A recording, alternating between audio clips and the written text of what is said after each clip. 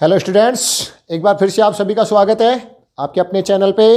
और हमने इससे पहले इलेक्ट्रॉनिक विन्यास लिखना सीखा था। किस प्रकार से हम इलेक्ट्रॉनिक विन्यास लिखते हैं, किस प्रकार से हम ऊर्जा के क्रम के आधार पर, ऊर्जा स्तर के आधार पर किस कक्षक को पहले लेते हैं, उपकोष को पहले लेते हैं, N+L रूल वगैरह पढ़ा था।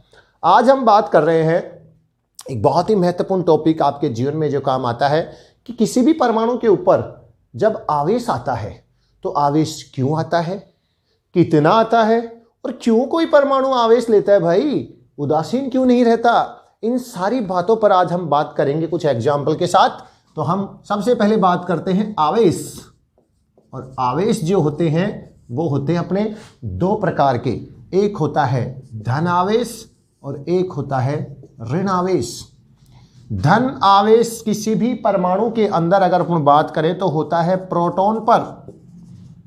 धन आवेश किस पर होता है बच्चों? प्रोटॉन पर। और ऋण आवेश किस पर होता है?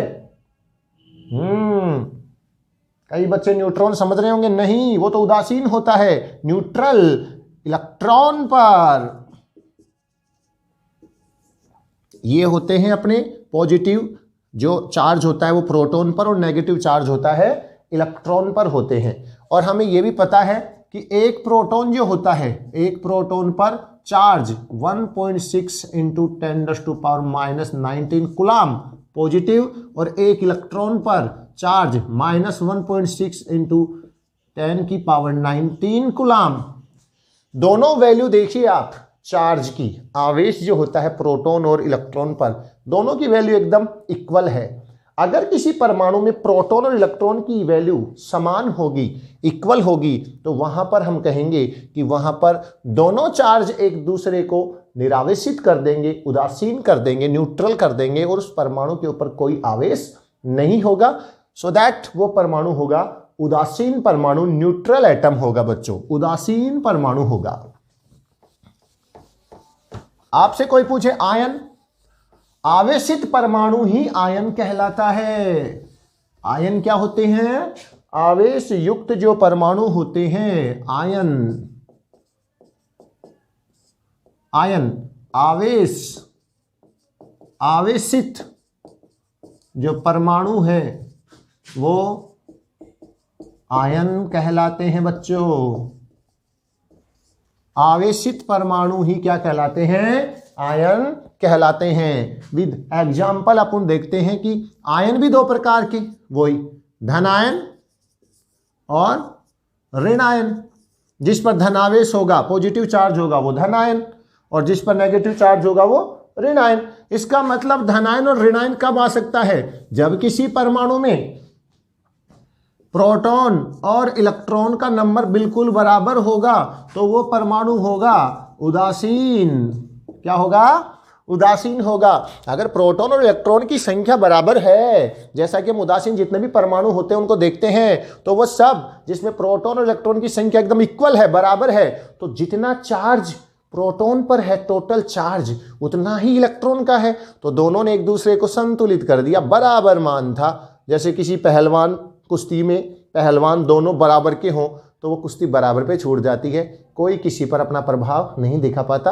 उसी प्रकार से जब दोनों की संख्या बराबर होती है तो यहाँ पर उदासीन परमाणु होते हैं। तो उदासीन परमाणु में प्रोटॉन और इलेक्ट्रॉन की संख्या हमेशा बराबर होती है। और देखिए, आप लोगों को एक बात और बता देता हूं मैं इस बात में कि आपको कैसे पता चलेगा कि किसी परमाणु में कितने इलेक्ट्रॉन और कितने प्रोटॉन है। हम आवर्त सारणी जब पढ़ेंगे तो आपको उसका परमाणु क्रमांक लिखना सिखाएंगे। हमें अभी इतना ध्यान रखना है कि जब हम किसी परमाणु के बारे में बात करते हैं तो उसके अंदर प्रोटॉन की संख्या जो होती है ना, वो हमेशा उसके परमाणु क्रमांक को बताती है। और देखो बेटा, नाभिक जो होता है ना परमाणु का, नाभिक ये परमाणु है, परमाणु के बीच में होता है पॉजिटिव चार्ज वाला नाभिक। ये जो नाभिक है इसमें प्रोटॉन है और इसी में न्यूट्रॉन है। प्रोटॉन धनावेशित है और ये न्यूट्रल है। धनावेश तो होता है नाभिक में, और बाह्य कोश होते हैं, उनमें इलेक्ट्रॉन क्या करते हैं? चक्कर लगाते रहते हैं। तो प्रोटॉन इस प्रकार से। अब यहां पर नाभिक जो है ना, परमाणु का नाभिक, वो एक स्थायी भाग है बच्चों, उसमें कोई चेंज नहीं हो सकता। केवल और केवल परमाणु में जो चेंज हो सकता है वो किस में हो सकता है? अगर हम चेंज की बात करें परमाणु के अंदर तो चेंज हो सकता है केवल और केवल इलेक्ट्रॉन्स नंबर में, इलेक्ट्रॉन्स की संख्या में हम क्या कर सकते हैं बच्चों, परिवर्तन कर सकते हैं। तो हम ध्यान रखने की बात है कि केवल इलेक्ट्रॉन की संख्या को हम परिवर्तित कर सकते हैं, हम और प्रोटॉन न्यूट्रॉन को कोई चेंज नहीं कर सकते। अब हम एग्जाम्पल लेकर के समझते हैं इसको। सोडियम परमाणु लेते हैं, सोडियम जिसका परमाणु क्रमांक है 11। 11 परमाणु क्रमांक है, तो बताओ आपको क्या क्या पता चल रहा है, बताओ प्रोटॉन कितने, 11, परमाणु क्रमांक कितना 11, इलेक्ट्रॉन कितना 11 है। ये कैसे पता चला, क्योंकि परमाणु उदासीन है, और जब परमाणु उदासीन है तो परमाणु जब उदासीन होगा तो उसके अंदर प्रोटॉन और इलेक्ट्रॉन की संख्या बराबर होगी। तो हम बात करते हैं यहां पर सोडियम परमाणु की। तो देखिए बच्चों बड़े ध्यान से समझना, एक एग्जाम्पल समझ में आ गया तो बाकी सब समझ में आ जाएगा। हमें पता है यहां पर प्रोटॉन का नंबर है 11 और इलेक्ट्रॉन का नंबर भी है 11। इसमें 11 प्रोटॉन और एक प्रोटॉन पर आवेश होता है 1.6 गुणा 10 की घात माइनस 19 कूलाम और गुणा 1.6 गुणा 10 की घात माइनस 19 कूलाम है। फिर तो सर प्रोटॉन इलेक्ट्रॉन जुड़ जाएगा, नहीं, ये जो चार्ज है ये धन आवेशित है और ये जो चार्ज है ये ऋण आवेशित है। कई बच्चे यहां माइनस माइनस को घबरा जाते हैं, जब प्रोटॉन लिखते थे यहां प्लस करने की कोशिश करते हैं। नहीं बच्चों, ये तो एक संख्यात्मक मान है, 1.6 गुणा 10 की घात माइनस 19 कूलाम तो फिक्स है एक प्रोटॉन पर आवेश या एक इलेक्ट्रॉन पर आवेश। तो हमें 11 पर निकालना है तो इसको 11 से गुणा कर देंगे, इसको 11 से गुणा कर देंगे, तो देखो दोनों का मान बराबर आएगा, लेकिन एक तरफ है पॉजिटिव और एक तरफ है नेगेटिव, तो दोनों एक दूसरे को क्या कर देंगे, कैंसिल आउट कर देंगे, उदासीन कर देंगे। इसलिए अपना जो सोडियम परमाणु है ये अभी क्या है बच्चों, उदासीन है, इसलिए हम इसको कहते हैं सोडियम उदासीन परमाणु। अब देखिए उदासीन परमाणु करने क्या जा रहा है, इसका इलेक्ट्रॉनिक विन्यास अब हमें पता होना चाहिए। इलेक्ट्रॉनिक विन्यास 1s2 2s2 2p6 2 और 2 4 6 10, फिर 3s का नंबर आता है 10 में 11 भरने अपने को इलेक्ट्रॉन, तो हम लास्ट में 1 भरेंगे। कोष देखिए यहां पर KLM, कितने कोष हैं यहां पर, 3 कोष हैं। सोडियम में कुल कितने कोष हैं, प्रश्न आते हैं बहुत छोटे छोटे लेवल पे। सोडियम में कितने कोष हैं, KLM, कितने कोष हो गए 3। कैसे पता चला रहे हैं, K का अपने देखा था, K के लिए N संख्यात्मक मान 1 होता है, L के लिए 2 होता है और M के लिए कितना होता है 3। तो जिसके साथ 1 लगा हुआ है वो K का, जिसके साथ 2 लगे हुए L का, जिसके साथ 3 लगा हुआ है वो M का। तो बच्चों इसमें कुल कोष हो गए, टोटल सेल कोष 3, बाह्यतम कोष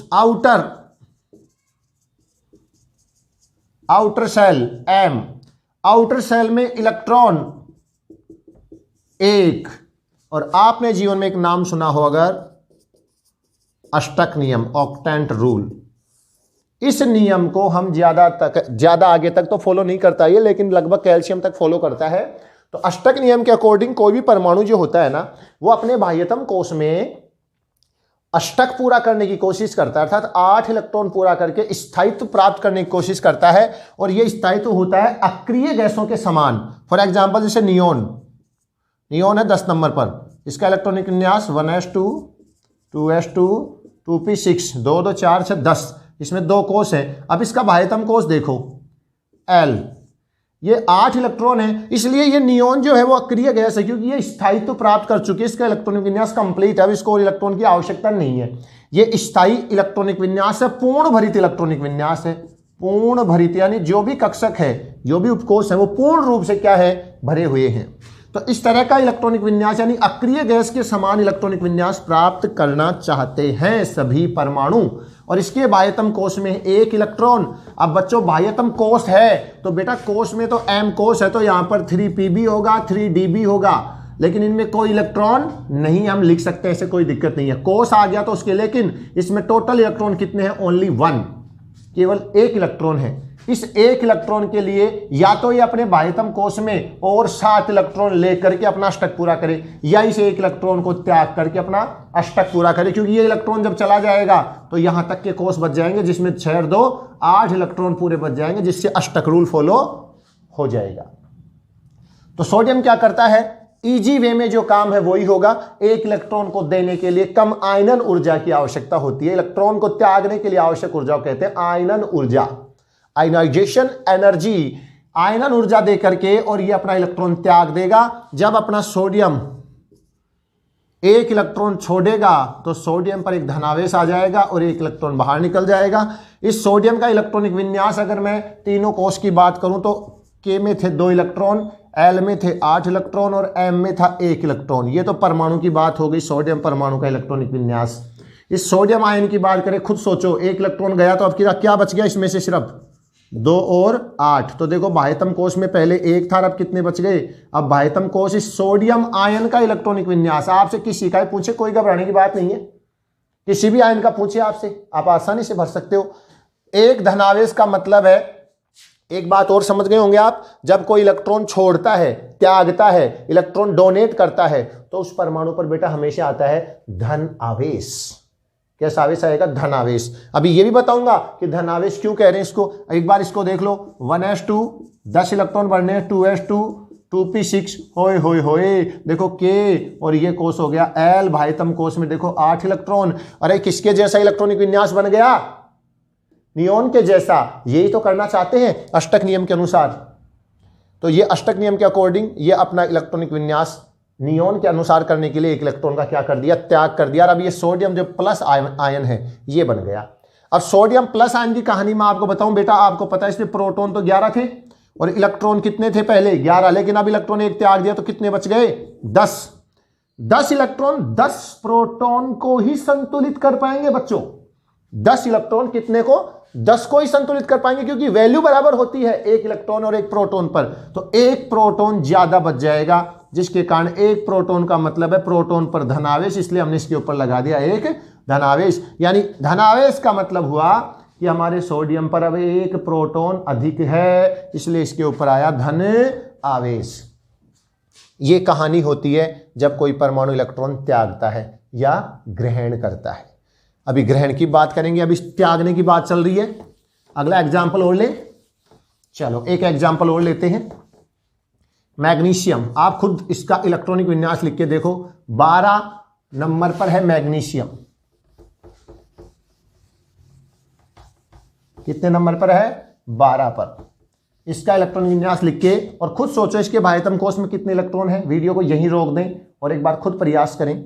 मैग्नीशियम 1s2 2s2 2p6 यहां तक 10 हो गए और 3s में 2 इलेक्ट्रॉन आ गए, 12 ही भर सकते हैं अपन। फिर से के कोष आ गया, इसको आप खुद करेंगे। मैं आपको बताता हूं कैल्शियम की कहानी। कैल्शियम 20 नंबर पर है। कैल्शियम का इलेक्ट्रॉनिक विन्यास देखो, वही बात है, प्रोटॉन है 20, इलेक्ट्रॉन है 20, दोनों बराबर हैं तो आवेश होगा संतुलित। अब ये करता क्या है, इसका इलेक्ट्रॉनिक विन्यास देखते हैं क्या कर सकता है, उससे ही पता चलेगा। 2s2 2p6 3s2 3p6 कितने बढ़ने हैं बेटा? 20 इलेक्ट्रॉन बढ़ने हैं, 18 हो गए यहां तक। 4s2 बाह्यतम कोष n, बाह्यतम कोष कौन सा आ गया? n कोष आते ही हमने देखा कि इसके बाह्यतम कोष में कितने इलेक्ट्रॉन हैं? 2। तो ये 2 इलेक्ट्रॉन को त्यागिए या 6 और ले, आसान काम 2 को त्यागना। तो अपना कैल्शियम क्या करता है? 2 इलेक्ट्रॉन का त्याग कर देता है और अपने ऊपर 2 धनावेश ले लेता है। धनावेश की अगर देखो इसका इलेक्ट्रॉनिक विन्यास अगर अपन कंप्लीट लिखे ऐसे के एल एम और एन, तो इसके अंदर होगा 2 8 8 2 और यहाँ हो गया 2 8 8। तो देखो बाह्यतम कोष में पहले 2 थे, अब कितने हो गए बेटा? 8 इलेक्ट्रॉन हो गए। इसलिए कैल्शियम पर हमेशा 2 धनावेश आता है, क्योंकि ये स्थायित्व प्राप्त करेगा 2 इलेक्ट्रॉन त्याग कर। ये 2 इलेक्ट्रॉन इसने दिए हैं, ये कोई ना कोई लेने वाला भी आ जाएगा। सोडियम ने 1 इलेक्ट्रॉन दिया था, उसको भी कोई ना कोई लेने वाला आ जाएगा, क्योंकि कई ऐसे भी हैं जिनको 1-2 इलेक्ट्रॉन की आवश्यकता भी है। तो इस प्रकार से बनते हैं अपने किसी भी परमाणु, आवेशित क्यों बनते हैं, उनके अंदर इलेक्ट्रॉन क्यों जाते हैं या क्यों होते हैं, ग्रहण किए जाते हैं। इन सब बातों पर अपनी बात की। ये कैल्शियम का एग्जाम्पल हो गया, इसको अच्छी तरह समझ लें आप। इससे संबंधित कोई भी समस्या अगर आपको हो तो आप मेरे को जरूर कमेंट्स करके बताएं, उसका जवाब आपको जरूर अगले वीडियो में दिया जाएगा। मैग्नीशियम का आप खुद करके बताएं, बहुत अच्छी बात है, खुद करें, कोशिश करें। नहीं आता है तो फिर बताना, ऐसी कोई बात है नहीं कि नहीं आएगा। उसके बाद अपन बात करते हैं, कोई भी परमाणु लेते हैं, जैसे अपन बात करें अपना परमाणु होता है फ्लोरीन या क्लोरीन ले लेते हैं, बहुत ही प्रसिद्ध है। 17 नंबर पर है क्लोरीन। क्लोरीन में 17 तो प्रोटॉन है और इलेक्ट्रॉन भी कितने हैं? 17। तो दोनों का मान समान है। दोनों का मान जब समान है तो हमें कोई प्रॉब्लम नहीं है। प्रोटॉन इलेक्ट्रॉन बराबर, ये उदासीन है। इसका इलेक्ट्रॉनिक विन्यास लिख के देखते हैं। 1s2 2s2 2p6 3s2 3p5, 17 भरने अपने को। देखो 2 8 यहाँ आ गए, 2 यहाँ, 8 यहाँ और 7 यहाँ। बाह्यतम कोश में कितने इलेक्ट्रॉन है बच्चों? क्योंकि जो भी काम होता है वो बाह्यतम कोश में होता है, आउटर सेल में, आउटर ऑर्बिटल जो होते हैं उसमें होता है, आंतरिक में कोई चेंज नहीं होता। तो यहां पर 7 इलेक्ट्रॉन है, ये 7 देख, तो 7 को देने के लिए 7 बार आयनन एंथैल्पी चाहिए, आयनन ऊर्जा चाहिए, जो संभव नहीं है। एक इलेक्ट्रॉन लेना इसके लिए आसान होगा क्या? बिल्कुल। अगर इसको कहीं से इलेक्ट्रॉन मिल जाए तो क्लोरीन अपने साथ एक इलेक्ट्रॉन को पकड़ के और Cl- बना लेगा। इलेक्ट्रॉनिक विन्यास इसका था 2 8 7 और इसका है 2 8 8। क्यों हुआ 8? एक इलेक्ट्रॉन इसमें जुड़ गया तो बढ़ गया ना। जब एक इलेक्ट्रॉन इसमें जुड़ा तो बेटा 17 प्रोटॉन और 17 इलेक्ट्रॉन थे। अब प्रोटॉन तो 17 ही हैं, लेकिन इलेक्ट्रॉन हो गए 18। तो अब संतुलित करेंगे तो एक इलेक्ट्रॉन क्या बच गया? ज्यादा, प्लस में बच गया, यानी ज्यादा बच गया एक इलेक्ट्रॉन। तो एक इलेक्ट्रॉन का मतलब एक ऋणावेश, तो क्लोराइड आयन बन गया। इसका नाम है क्लोराइड आयन। लास्ट में आइड लगा देते हैं ऋणावेश के, क्लोराइड। ठीक है, तो इस प्रकार से क्लोरीन ने अपना एक इलेक्ट्रॉन ग्रहण कर लिया। Any problem? क्लियर है? उसके बाद अपन एक एग्जांपल और देख लेते हैं यहां पर इलेक्ट्रॉन लेने का। ऑक्साइड आयन को देखते हैं कैसे बनता है। ऑक्साइड आयन, ऑक्सीजन, ऑक्सीजन का नंबर है 8। इसका इलेक्ट्रॉनिक विन्यास देखो, इलेक्ट्रॉनिक विन्यास ही आपको बताएगा। 1s2 2p 2 2 4 4 4 8। बाह्यतम कोश और ये इंटरनल K और L, 2 कोश हैं, इसमें 2 इलेक्ट्रॉन है, इसमें 4 और 2 6 इलेक्ट्रॉन है। बाह्यतम कोश में 6 इलेक्ट्रॉन है तो इसको 2 इलेक्ट्रॉन और चाहिए भैया, 8 हो जाएंगे ना। 2 लेना आसान है। और ऑक्सीजन क्या करेगा? प्लस में 2 इलेक्ट्रॉन अपने साथ जोड़ेगा और O-2 ऑक्साइड आयन बनाएगा। इसका इलेक्ट्रॉन विन्यास था 2 और 6, इसका है 2 और 8। देखो बाह्यतम कोश में 8 इलेक्ट्रॉन हो गए। इस प्रकार से अपना जो ऑक्सीजन है वो ऑक्साइड आयन में बदल जाता है, ऑक्साइड आयन बनता है। तो ऑक्साइड आयन इस प्रकार से बनेगा दोस्तों। तो इस प्रकार से कोई भी परमाणु है ना, जब इलेक्ट्रॉन ग्रहण करता है, मैं आपको अब लास्ट फाइनल जो भी बातें अपन ने इसमें की हैं, कोई भी एग्जांपल हो आप उसको बिल्कुल उसका इलेक्ट्रॉनिक विन्यास लिख करके उसको देखिए, वो आपको क्लियर करेगा। अगर आपको रफ्तार कुछ ज्यादा लग रही हो तो अपने YouTube पर आप इसकी रफ्तार को थोड़ा स्लो कर लेंगे और आराम से वीडियो को देखें। तो बात आती है कि धनावेश कब आता है? धनावेश इलेक्ट्रॉन त्यागने पर। और ऋणावेश कब आता है? ऋणावेश इलेक्ट्रॉन को ग्रहण करने पर। बच्चों कब आता है? ऋणावेश कब आता है? इलेक्ट्रॉन को ग्रहण करने पर। और धनावेश कब आता है? इलेक्ट्रॉन को त्यागने पर। और ये मैंने आपको बताया कि प्रोटॉन और इलेक्ट्रॉन की संख्या के आधार पर देखना है। अगर इलेक्ट्रॉन की संख्या ज्यादा हो गई, एक इलेक्ट्रॉन ज्यादा हो गया प्रोटॉन से, तो ऋणावेश 1 हो जाएगा। अगर 2 इलेक्ट्रॉन ज्यादा हो गए, जैसे ऑक्सीजन पे 2 इलेक्ट्रॉन ज्यादा हो गए थे तो -2 हो गया था। क्लोरीन पर 1 इलेक्ट्रॉन ज्यादा था तो क्लोराइड हो गया था। अगर प्रोटॉन की संख्या ज्यादा हो जाएगी, 1 की होगी, तो जैसे सोडियम पर 1 धनावेश आ गया था। अगर प्रोटॉन की संख्या ज्यादा हो गई, क्यों हुई ज्यादा? इलेक्ट्रॉन त्याग दिया। और अगर 2 हो जाएगी तो जैसे मैग्नीशियम पर +2 आ जाएगा। तो इस प्रकार से अपने जो यौगिक हैं, और देखो ये धनावेश और ऋणावेश है ना, यही चीजें आपको क्या बताती हैं बच्चों? यही चीजें आपको समझाएंगी, सिखाएंगी। जब अपन रासायनिक अणुसूत्र बनाते हैं ना, तो जैसे मैं लिखूं मैग्नीशियम और क्लोराइड, तो मैग्नीशियम पर 2 धनावेश, क्लोराइड पर -1, तो इस पे तो 2 है, इस पे 1 है, तो भैया इस पूरे को 2 से मल्टीप्लाई करना पड़ेगा, तब बनेगा मैग्नीशियम और क्लोराइड का आवेश बराबर, तो MgCl2। मैं कहूँ सोडियम ऑक्साइड, तो सोडियम प्लस वाला, ऑक्साइड -2 वाला, तो सोडियम को मैं 2 से गुणा करूंगा तब 2 धनावेश बनेगा ना, तो Na2O सोडियम ऑक्साइड। इस प्रकार से ये चीजें जो है ना इतनी सिंपल और सीधी हैं, लेकिन ये इतनी इंपॉर्टेंट है। अगर ये नहीं, बेस है एक तरह से केमिस्ट्री का, अगर ये अपने को नहीं आता तो अपने को कुछ नहीं आता, फिर आगे रट्टा मारने से कोई मतलब नहीं है। तो ये बहुत सिंपल सी बातें हैं जो हर लेवल पे आप 9th क्लास से ही ले लीजिए, 9th क्लास से लेकर किसी भी कंपटीशन एग्जाम की तैयारी में आपको ये सब आना चाहिए। तो आज के लेक्चर में इतना ही। आप सभी आगे बढ़ते रहें, पढ़ते रहें और अपने जीवन में अपना जो लक्ष्य हो बना करके उस लक्ष्य की ओर आप आगे उत्तरोत्तर लगातार बढ़ते रहें। किसी भी प्रकार की कोई समस्या आए अपने जीवन में हार ना माने, निराशा को अपने जीवन में ना आने दें, आगे बढ़ते रहें और काम करते रहें। जय हिंद, जय भारत।